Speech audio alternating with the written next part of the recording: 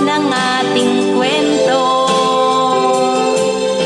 Maghihintay pa rin hanggang kailan ay ewan ko.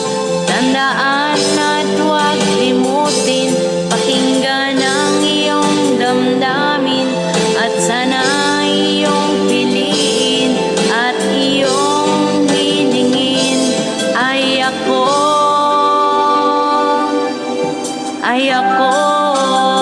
Thank you, Mare. Ayan, may lumabas na sa akin 90 minutes. Ayan, pero kakantayin ko pa rin yung request ni Jane, last song. Thank you for the gift, pare. Ayan, i-pray natin yan. Ayan, as soon as possible. Sana.